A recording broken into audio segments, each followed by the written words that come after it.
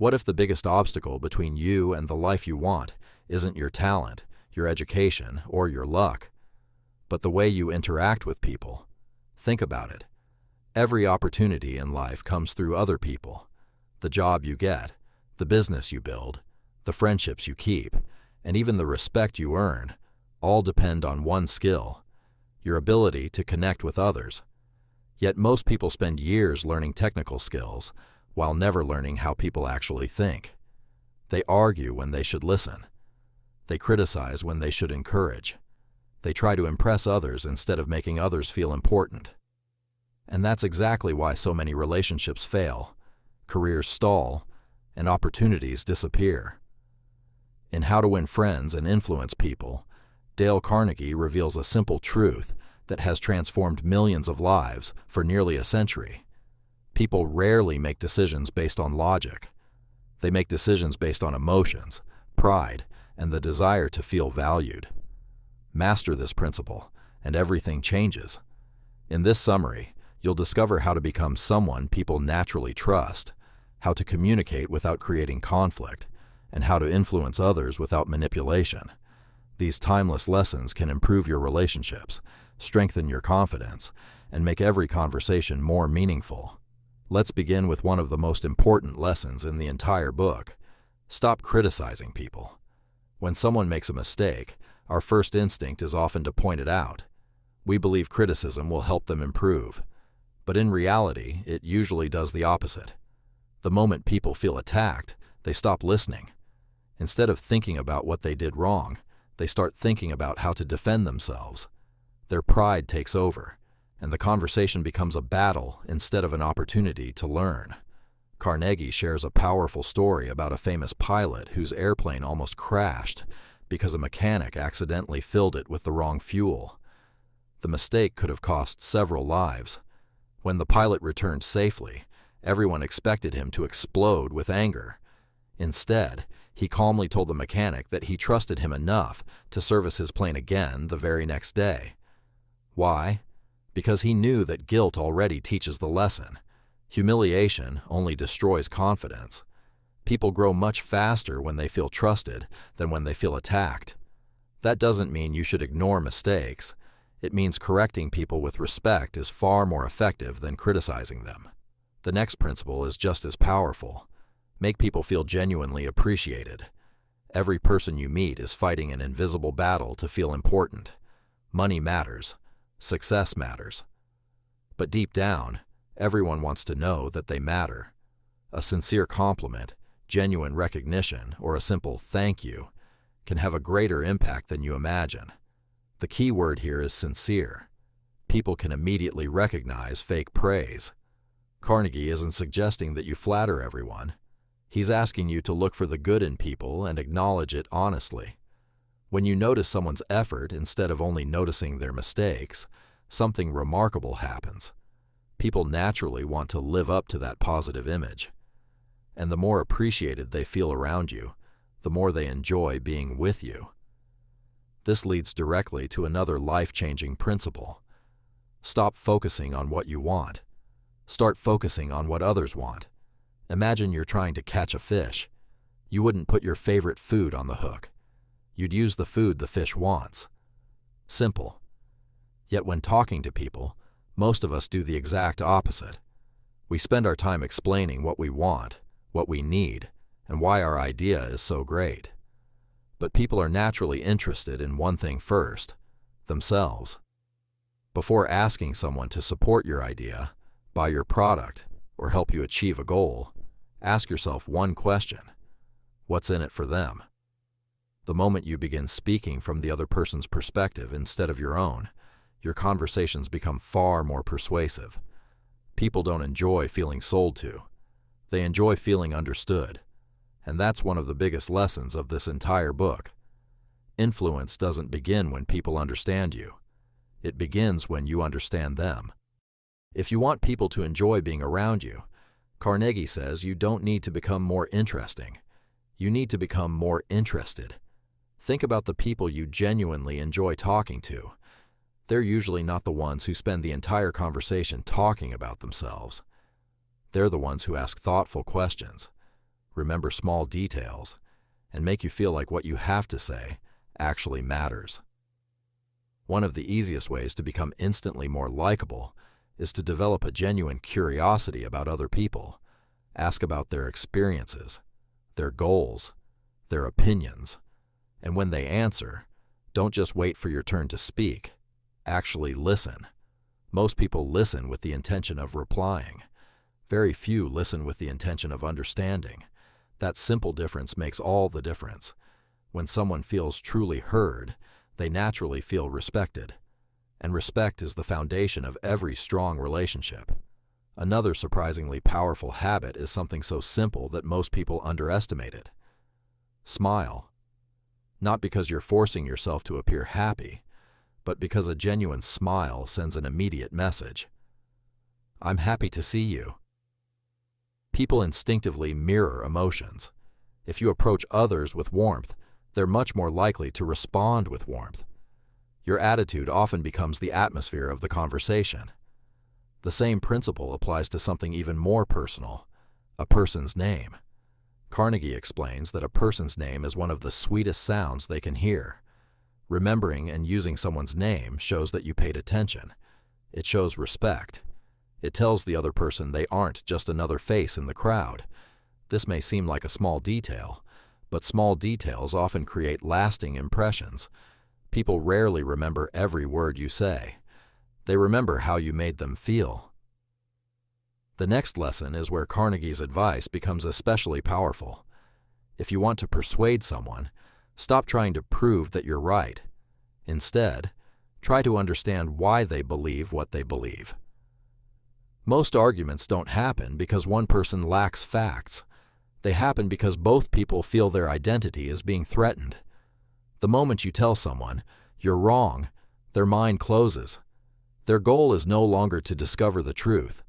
Their goal becomes protecting their pride. That's why Carnegie recommends avoiding unnecessary arguments altogether. Winning an argument often means losing the relationship. Even if you prove your point, the other person walks away embarrassed, frustrated, or resentful. Nothing truly changes. Instead of attacking another person's opinion, ask questions. Be curious. Invite them to explain their thinking. When people feel respected, they become far more willing to consider a different perspective. Ironically, the fastest way to influence someone is often to stop trying to defeat them. The same idea applies when you make a mistake. Most people immediately begin making excuses. They blame circumstances. They blame other people. Or they try to minimize what happened. Carnegie recommends doing the exact opposite. If you're wrong, admit it quickly. Own it completely. At first, this feels uncomfortable, but something surprising happens. The other person's anger immediately loses its momentum. Instead of continuing the attack, they often become more understanding. Admitting your mistakes doesn't make you look weak. It makes you look confident. Because real confidence isn't pretending to be perfect. It's being secure enough to accept that you're human. And people trust honest people far more than people who constantly try to protect their ego. One of the greatest mistakes people make is believing that influence comes from having the best argument. Carnegie says it comes from making the other person feel respected. If you want someone to accept your idea, don't force it on them. Guide them toward it. Ask questions instead of giving orders. Instead of saying, "This is what you should do," try asking, "What do you think would be the best solution?" This simple change does something remarkable. It gives people ownership, and people are far more committed to ideas they believe are their own than to ideas imposed on them. Whether you're leading a team, raising children, or working with clients, people resist control, but they willingly follow their own decisions. Another principle is just as important. Always try to see the situation from the other person's point of view. This doesn't mean you have to agree with them. It means making the effort to understand them. Every person has experiences, fears, and goals that shape the way they see the world. If you had lived their life, you might have reached the same conclusions. Before reacting, ask yourself, if I were in their position, how would I feel? That single question can completely change the tone of a conversation. It replaces judgment with empathy. And empathy is one of the most powerful forms of influence. People don't expect you to agree with everything they say, but they deeply appreciate feeling understood.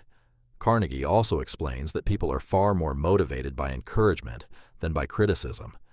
Imagine trying to help someone improve. You could point out every mistake they made, or you could first recognize what they're already doing well before showing them how to improve even further. Which approach do you think creates more motivation? The answer is obvious. Praise builds confidence. Confidence encourages action. Action leads to improvement. That's why Carnegie recommends praising every genuine improvement, no matter how small.